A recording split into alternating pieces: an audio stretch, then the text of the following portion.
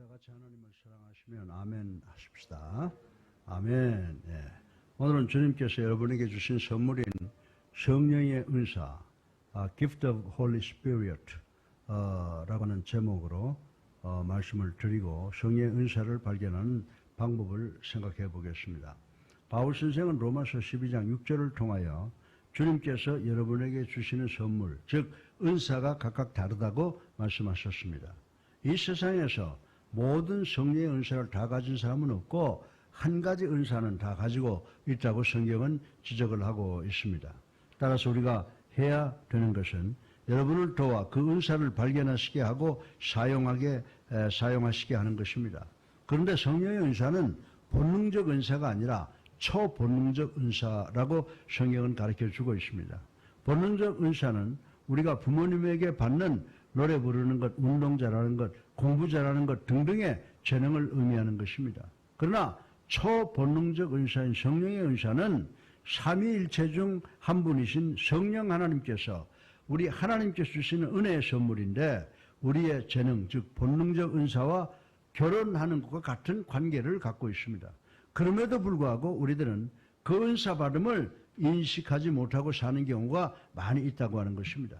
나는 인연주일학교에서 기도도 변변히 못하는 사람입니다. 은사를 받지 못했다고 겸손히 행할 때가 많이 있으나 여러분은 분명히 어떤 은사든지 은사를 받은 분들이 분명하다는 사실을 깨닫기를 주님의 이름으로 축원합니다. 알렉산더 대왕이 어느 날 자기 사랑하는 종에게 금잔을 선물을 했습니다. 그때 이 종은 이 금잔은 제가 선물로 받기는 너무 과합니다라고 했습니다. 이 말을 들은 대왕은 이 금잔은 왕인 내가 너에게 선물로 주는 것이다 라고 했다는 이야기가 있습니다. 사랑하는 성도 여러분, 하나님께서는 여러분에게 선물을 주시는 분이시므로 여러분은 은사를 받지 못했다고 너무 비관하지 마시기를 주님의 이름으로 축원합니다.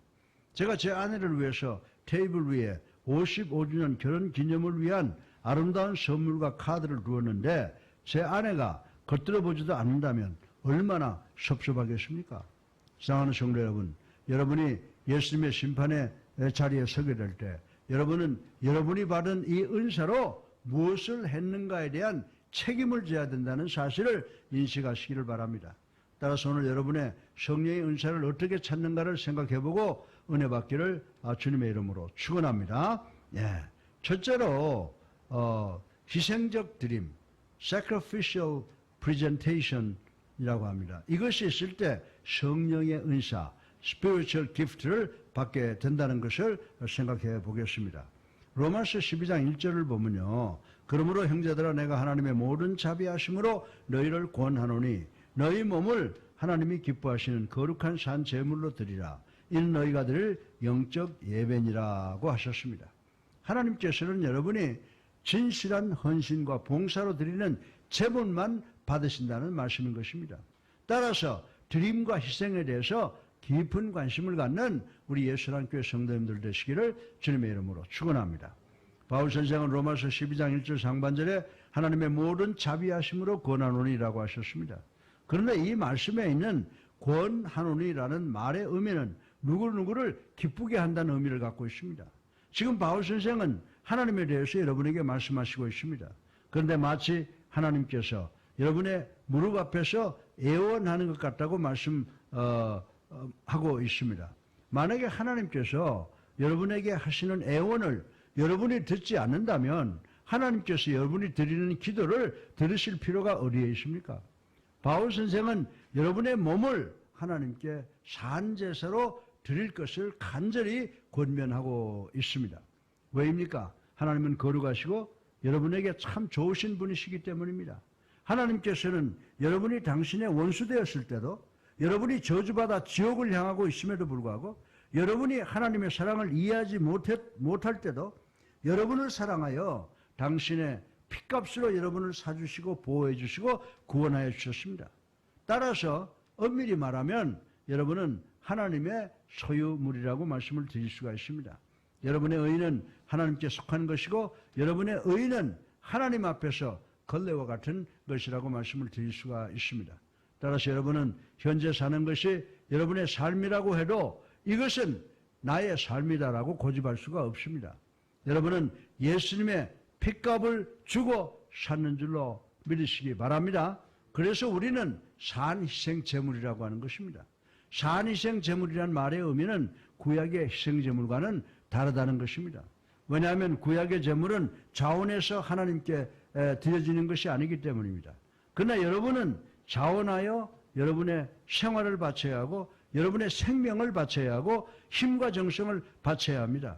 이것이 하나님께 드리는 산 제물이라는 의미라고 말씀을 드릴 수가 있습니다. 월버 체프맨은 위대한 선교사였습니다. 이분은 구세군 창조자이신 창설자이신 윌리엄 부스 목사님에게 하나님께서 목사님을 이렇게 귀하게 사용하실 수가 있는데 그 비밀이 무엇입니까? 라고 물었습니다. 그때 이 목사님은 나는 내 자신을 하나님께 온전히 드리기 때문입니다. 라고 답변을 했다고 하는 이야기가 있습니다. 사랑하는 성도 여러분, 여러분에게 묻겠습니다. 여러분은 진정으로 하나님께 하나님 제가 여기 있습니다. 제가 소유하고 있는 것, 제 삶의 모든 것은 하나님의 것입니다. 따라서 하나님께서 저를 사용하시기를 원합니다. 저는 제 생명을 하나님께 드립니다라고 기도해 보신 적이 있습니까? 이 의미는 나의 모든 계획도 목적도 소유도 하나님의 것입니다. 나는 이 모든 것을 하나님 당신의 영광을 위해서 희생하겠습니다 라고 하는 것입니다. 현대 그리스도인들이 주님을 위해서 자신을 헌신한다는 것은 말로는 잘합니다. 따라서 현대인들은 희생이란 말을 그리스도인이 되기 위한 데코레이션, 좋은 장식 정도로만 이해하고 있는 사람들이 많이 있다라고 하는 것입니다. 그러나 구약에서의 헌신과 희생의 의미는 죽는 것입니다. 그러므로 아무렇게나 제물을 드릴 수 있는 것이 아닙니다. 희생 제물은 꼭 제단 위에서만이 가능한 것입니다. 이 제물은 피를 흘려야 되는 것입니다. 따라서 죽은 제물을 제단에 올려놓으면 제단에서 떨어지려는 경향이 있습니다. 그런데 제단에는 두 개의 갈고리가 양쪽에 부착되어 있습니다. 이 갈고리는 제사 드리기 위해서 제단에 올려놓은 제물을 양쪽에 찍어 놓음으로 제단으로부터 떨어지는 것을 방지하는 것입니다. 이 두 개의 갈고리는 두 개의 중요한 상징성 의미가 있습니다. 하나는 discipline, 훈련을 의미합니다. 또 하나는 devotion, 헌신을 의미합니다. 이 훈련과 헌신이 여러분의 의로운 생물이 되어 예수님께 속해 제단에 올려질 수 있도록 붙잡아주고 여러분이 해야 되는 일을 하게 한다라고 하는 것입니다. 그런데 대부분의 여러분들은 이 갈고리를 원치 않습니다. 대부분의 그리스도인들은 나는 헌신과 희생에 너무 깊이 빠져 들어가는 것을 원치 않는다. 나는 자유인이 되고 싶다라고 생각을 하는 경우가 많이 있다라고 하는 것입니다. 그래서는 안 됩니다. 헌신은 희생입니다. 이 희생은 불태워지는 것입니다. 여러분이 불태워지지 않으면 여러분은 한 번도 제대로 예배 드리지 못했다는 것을 아십니까? 여러분은 하나님의 거룩한 성령의 불에 의해서 태워져 본 뜨거운 경험이 있습니까? 바울 선생은 여러분 자신을 희생제물로 하나님께 먼저 드려야 성령의 은혜를 받게 된다고 말씀을 하고 있습니다. 여러분에게 10대 자녀가 있는데 하루는 그 자녀가 전 아버지가 저를 사랑하는지 압니다. 아버지께서는 저보다 경험을 더 많이 하셔서 보다 지혜로운 것을 압니다. 따라서 저는 무엇을 하든지 아버지에게 먼저 조언을 구해야 된다고 생각을 했습니다. 아버지께서 공부하라면 공부하겠습니다. 아버지께서 사귀라는 친구만 사귀겠습니다. 아버지께서 하라는 것은 무엇이든지 다 하겠습니다 라고 합니다. 만약 여러분들이 이런 경험을 하면 여러분은 기가 막혀서 입만 쫙 벌리고 할 말을 잊게 될 것입니다. 그러면 여러분은 여러분의 아내에게 드디어 자식 하나 있는 것이 살아 돌아왔네. 그놈이 말한 대로 하는가 하지 않는가를 지켜봅시다. 그리고 언행일치가 되지 않으면 귓방맹이를 쳐서 혼을 내더라도 고칩시다 라고 하십니까? 아니죠. 아마 이렇게 되면 이 아들은 부모로부터 원하는 것은 먹는 것이든 옷이든 자동차이든 문제가 아니고 다 받게 될 것이라고 생각할 수가 있습니다. 그리고 여러분이 그렇게 하는 것을 통해서 여러분의 자녀들은 여러분이 자녀를 사랑한다는 것을 알게 하게 될 것입니다. 이 예화의 의미가 무엇입니까? 우리의 자녀가 자기 자신을 부모에게 먼저 완전히 드릴 때 부모의 사랑을 받게 된다는 것입니다. 마찬가지로 여러분이 여러분 자신을 먼저 하나님께 산 제물로 드릴 때 하나님께서는 제물의 양을 보시는 것이 아니고 드리는 자의 정성과 태도를 보시고 기쁨으로 흠양하시고 성령의 은사를 선물로 받게 되는 줄 믿으시기를 주님의 이름으로 축원합니다. 둘째로 여러분 자신을 산 제물로 하나님께 드릴 때 성령의 은사를 받게 되고 그 증거로 영적 변화, spiritual transformation을 받게 된다고 하는 것을 생각해 보겠습니다. 우리 다 같이 2절을 읽어보겠습니다. 넌 이 세대를 본받지 말고 오직 마음을 새롭게 함으로 변화를 받아 하나님의 선하시고 기뻐하시고 온전한 뜻이 무엇인지 분별하도록 하라. 아멘. 이 말씀에 나타난 변화라는 단어는 메타모피스라고 표현을 합니다. 이 변화는 나비가 되기 전에 애벌레가 되어 고치 안에 있는 것과 같습니다. 고치 안에 있는 보기 흉한 애벌레가 아름다운 나비로 변하여 고치를 깨뜨리고 나와 푸른 창공을 훨훨 날아가게 됩니다. 여러분은 예수님께서 베드로와 요한과 야곱을 데리고 변화산에 올라가셨던 사건을 기억하실 것입니다. 여기서 예수님께서 변형되었다고 성경은 말하고 있는데 이는 예수님께서 메타모피스 과정을 지나가셨다는 것입니다. 메타모피스는 내적 본질이 표면으로 나타나는 것을 의미합니다. 그러면 예수님의 내적 본질은 무엇입니까? 바로 glory, 영광이라고 성경은 이야기를 하고 있습니다. 예수님께서 변형되실 때 예수님의 영광이 나타나셨습니다. 이때 예수님의 얼굴과 예수님의 옷이 정오의 해같이 빛나고 옷도 눈처럼 휘어졌다라고 하는 기록이 있습니다. 사실 예수님의 영광의 빛은 예수님의 내면에 항상 있었지만 변화산에서 처음 표면으로 나타났다는 것입니다. 고치의 내적 본질은 나비입니다. 예수님의 본질은 영광입니다. 만약에 여러분이 구원받았다면 여러분의 본질이 무엇입니까? 여러분의 본질은 바로 예수 그리스도이신 줄로 믿으시기를 주님의 이름으로 축원합니다. 여러분이 여러분 자신을 예수님께 산 제물로 드린다면 여러분 안에 예수님이 사시게 된다라고 하는 것입니다. 그리고 여러분 안에 계시는 예수님께서 여러분 밖으로 나타나게 된다고 성경은 이야기를 하고 있습니다. 또한 여러분에게 영적 변화가 일어나게 되고 여러분들은 이 세상에 의해서 더 이상 조절되거나 억압되지 않습니다. 이 변화는 여러분에게 예수님의 생각을 갖게 함으로 여러분의 마음을 새롭게 만들어주시는 줄로 믿으시기를 주님의 이름으로 축원합니다. 여러분은 예수님의 생각을, 즉 새로운 마음을 소유하지 못하고서는 절대로 성령의 은사를 발견할 수가 없을 것입니다. 그리고 영적 변화는 여러분으로 하여금 무엇이 하나님의 뜻에 맞는 것이고 어떻게 하나님의 뜻을 완벽하게 수행하여 하나님께 영광을 돌릴 수 있는가를 확인하게 되는 줄 믿으시기를 주님의 이름으로 축원합니다. 셋째로 마지막으로 성령의 은사를 받기 위해서는 깊은 그리고 진실한 냉정한 이해의 시간이 있어야 됨을 생각을 해 보겠습니다. 3절을 한번 읽어보겠습니다.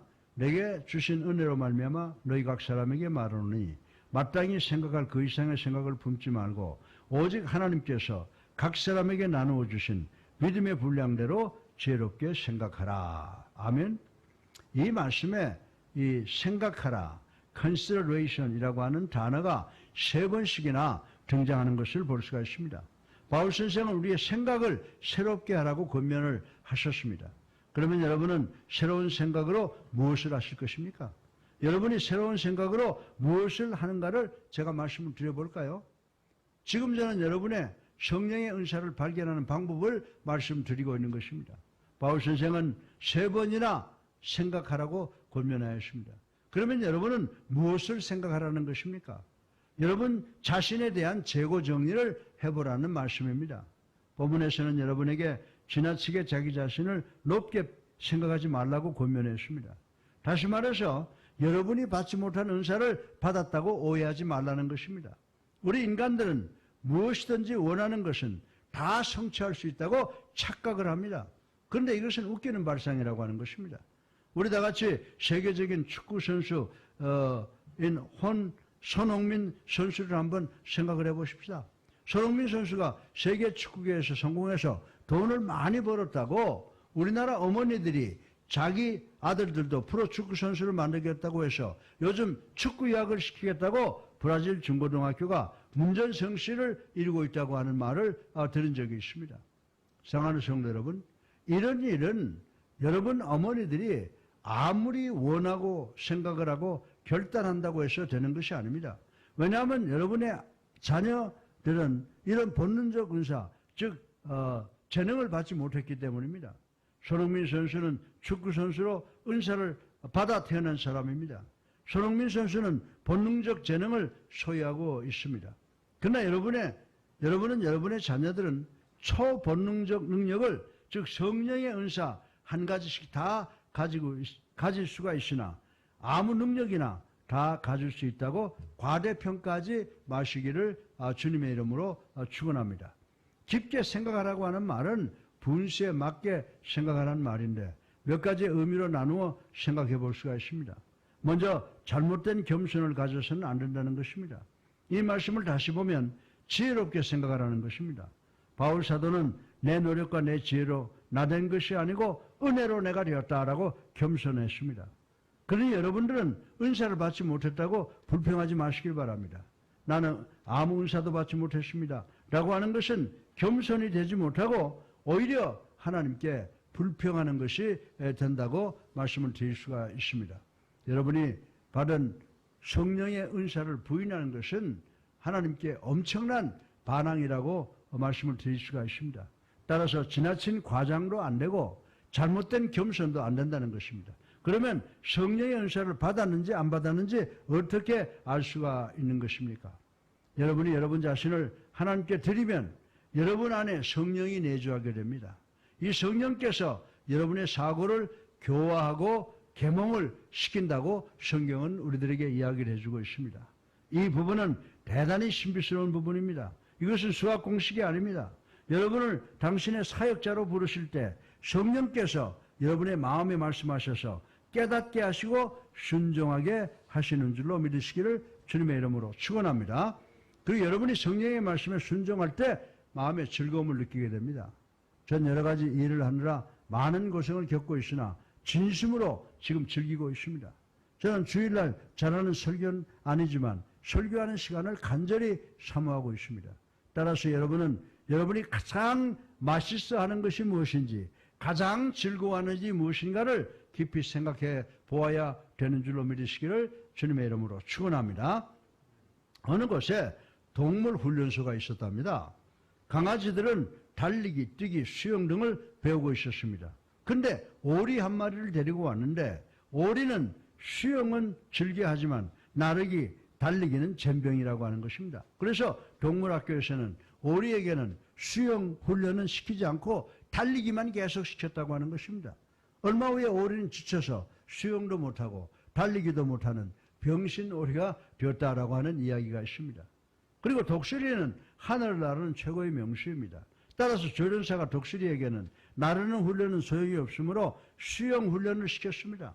독수리는 수영 시간을 좋아하지 않으므로 반항을 합니다. 그래서 학교는 독수리를 퇴교시켜 버렸다고 하는 것입니다. 그리고 토끼는 달리기는 1등이었습니다. 그러나 수영에는 젬병이었습니다. 그래서 토끼는 수영반을 아주 싫어했습니다. 그래서 얼마 후에 이 토끼는 신경불량증에 걸렸다라고 하는 재밌는 이야기가 있습니다. 그리고 거북이는 달리지도 날지도 못합니다. 그래서 교관들은 거북이의 문제가 무엇인가를 고민했습니다. 그리고 결론이 거북이 등에 무거운 방패 때문이다라고 생각을 했습니다. 그래서 거북이의 등에 방패를 제거시켜버렸습니다. 그런데 얼마 후 지나가던 말이 거북이의 등을 밟아 죽게 되었다고 하는 것입니다. 그래서 결국 그 동물학교는 문을 닫고 말았다고 하는 재미있는 우화가 있는 것을 읽은 적이 있습니다. 사랑하는 성도 여러분, 이 이야기는 정확하게 우리 현대교회를 비유하고 있는 줄로 믿으시기 바랍니다. 현대교회는 하나님께서 여러분에게 주신 은사를 무시하고 자기 마음대로 뜯어 고쳐버리는 경우가 많이 있다고 하는 것입니다. 하나님께서 여러분에게 특별한 은사를 주신 줄로 믿으시기 바랍니다. 여러분은 그 은사에는 늘 깨달음, 즉 교화, 가르쳐 올바른 방향으로 인도해야 합니다. 믿음의 지식 수준이 낮거나 어떤 세상적 인식이 낮은 우리를 깨우치는 계몽이 있습니다. 그리고 변화의 즐거움과 기쁨이 따르게 됩니다. 그리고 분수에 맞게 생각하라는 두 번째 의미는 위로와 격려의 원리를 나타내고 있습니다. 저는 제가 젊었을 때 소원을 한 적이 있었습니다. 저는 주님, 당신이 원하는 것은 무엇이든지 하겠습니다라고 기도했습니다. 그런데 교회에서 청소년 목회를 해달라고 부탁을 받았으나 저는 학생 때 좋은 학생이 아니었습니다. 저는 숙제 한번 해가 본 적이 없습니다. 정말입니다. 제 성적은 운동 때문에 늘 바닥이었으나 겁도 없이 목회를 하겠다고 생각을 했으니 얼마나 웃기는 일입니까? 그러나 교회는 저에게 청소년 목회를 부탁을 했는데 저는 청소년들 앞에서 완전히 얼어버렸습니다. 저는 배구장에서는 어는 적이 없었습니다.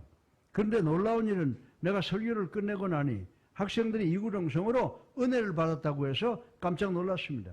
그리고 또 설교를 해주기를 부탁합니다라고 했습니다.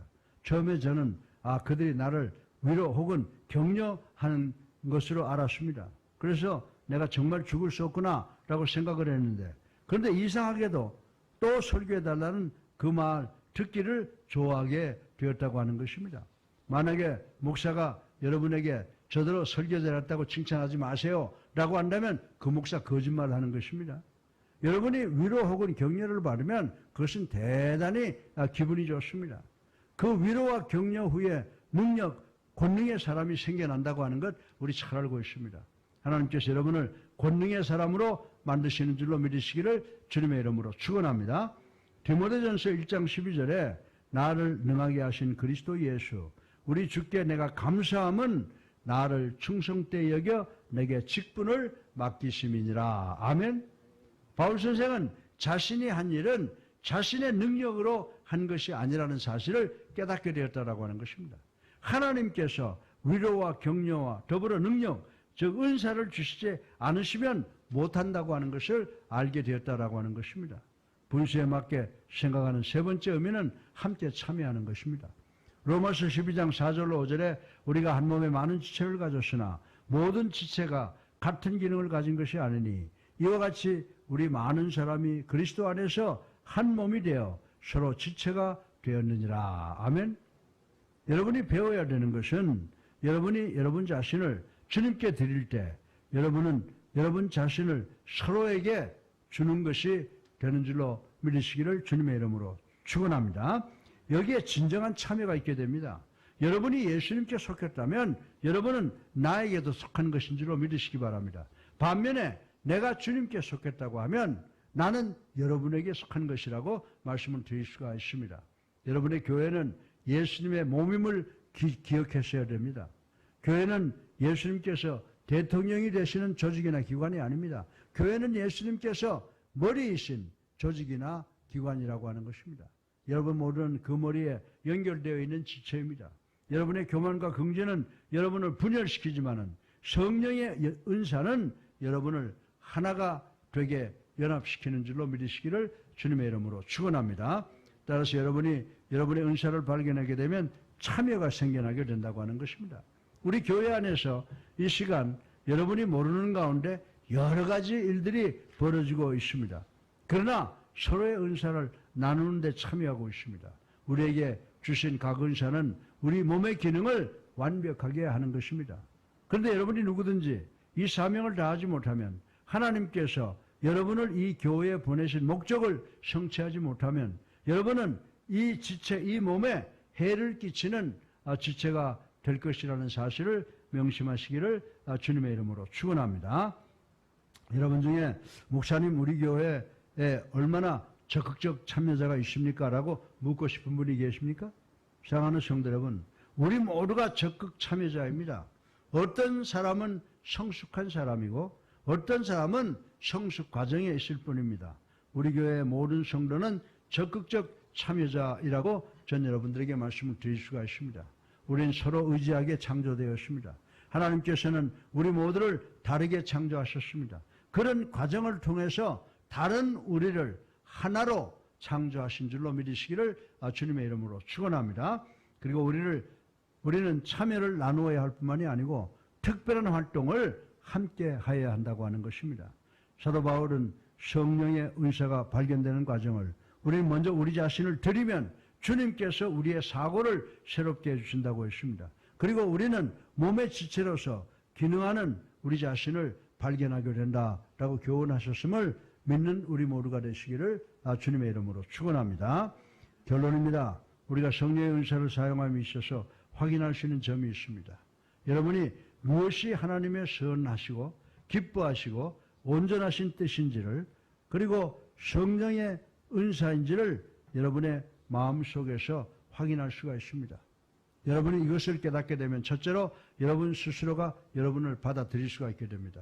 둘째로 여러분 자신이 될 수가 있습니다. 셋째로 여러분 자신을 나누어 줄 수 있게 된다고 성경은 우리들에게 가르쳐 주고 있습니다. 사랑하는 성도 여러분, 이렇게 되면 여러분이 복받는 것인 줄로 믿으시기 바랍니다. 그리고 하나님께서 영광을 받으시게 될 줄로 믿으시기를 주님의 이름으로 축원합니다. 더 나아가서 교회가 강해지게 됩니다. 여러분 주위를 한번 둘러보시기 바랍니다. 오늘 예수랑 교회에서 예배드린 우리가 어린아이 상태에서 벗어나 철들은 어른이 된다면 이 교회에 어떤 역사가 일어나겠습니까?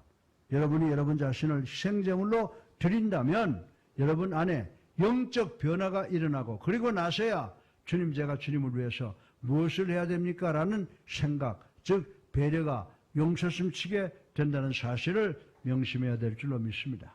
제가 올림픽 조직위원회에 있을 때 영국에 갔던 적이 있었습니다. 저는 그때 대영 제국이 소유하고 있는 세계에서 가장 큰 다이아몬드를 보고 싶었습니다. 그래서 저는 그 다이아몬드가 있는 박물관으로 가보았습니다. 이 다이아몬드는요 186캐럿이었습니다. 그때 안 나오는 이 다이아몬드 값은 당시 전 세계 하루 반을 살아가는 값이라고 설명을 했습니다. 그런데 이 다이아몬드는 아프리카의 푼제 왕제가 아주 어릴 때 영국의 빅토리아 여왕에게 선물한 것이었습니다. 그런데 이 푼제 왕제가 어른으로 성장한 후에 이 다이아몬드가 수장되어 있는 박물관을 방문하게 되었습니다. 그리고 이 왕자는 그 다이아몬드를 보고 싶다고 했습니다. 그래서 그 직원들 모두는 이 사람이 그 다이아몬드를 되돌려 달라고 할까? 라고 걱정을 하면서 그 다이아몬드를 꺼냈습니다. 푼제 왕자는 빅토리아 여왕 이 세계 하루 반에 사용되는 그 예산이 있어야 살 수 있는 그 다이아몬드를 영국에 바쳤으니까 얼마나 감사하겠어요. 그래서 어른이 된 푼제 왕제를 만나러 빅토리아 여왕이 그곳에 왔다고 하는 것입니다. 그때 이 푼제 왕자는 빅토리아 여왕에게 내가 어렸을 때 이 다이아몬드를 여왕에게 드렸습니다. 그때 저는 어려서 제 생각이 불완전했습니다. 내가 한 행동에 대해서 완전한 이해가 없었습니다. 그러나 나는 이제 성인으로서 이 다이아몬드의 가치에 대한 이해를 하고 있습니다. 난 이 다이아몬드를 다시 여왕 당신에게 드립니다 라고 했다고 하는 유명한 이야기가 있습니다. 사랑하는 성도 여러분, 제가 이 스토리를 들었을 때 저는 제 생각을 해보았습니다. 주님, 제가 어렸을 때 제 마음을 주님께 드렸습니다. 지금 저는 성인이 되었습니다. 제가 어렸을 때 제가 하는 말을 몰랐습니다. 주님, 다시 한번 제 마음과 제 삶을 당신께 드립니다 라고 고백했던 적이 있습니다. 사랑하는 성도 여러분, 여러분은 이런 느낌을 가져본 적이 없습니까? 주님, 주님의 은혜 때문에 내 자신을 산 제물로 당신께 드립니다. 여러분이 이런 적이 없다면 여러분이 이런 적이 있다면 이것이 바로 여러분이 성령의 은사를 발견하는 첫 번째 단계인 줄로 믿으시기를 주님의 이름으로 축원합니다. 전 여러분 모두가 이 결단을 하시기를 바랍니다. 여러분이 이 결단을 하면 대단한 깨달음과 순종 그리고 기쁨을 누리게 될 것입니다. 여러분 중에 구원받지 못한 분이 계신다면 여러분은 하나님께 아무것도 드리지 못한 분입니다. 죄인들은 자기 자신을 드리지 않고는 구원받을 수가 없습니다. 사랑하는 성도 여러분, 여러분은 주님, 당신은 나를 위해서 돌아가셨습니다. 당신은 나를 구원하시겠다고 약속하셨습니다. 전 당신이 저를 구원하실 것을 믿습니다라고 고백하셔야 됩니다. 전 하나님의 말씀의 권위로 말씀을 드립니다. 여러분이 계산적이 아닌 어린아이와 같은 순전한 믿음으로 회개하고 예수 그리스도의 이름으로 세례받으면 여러분의 모든 죄가 용서함 받고 성령을 선물로 받게 될 줄로 믿으시기 바랍니다. 그리고 우리 주님께서 여러분과 나를 포함한 우리 모두를 새로운 피조물로 만들 것입니다. 언젠가 어느 날 우리 주님께서 여러분을 천국으로 인도하실 줄로 믿는 여러분 되시기를 주님의 이름으로 축원합니다.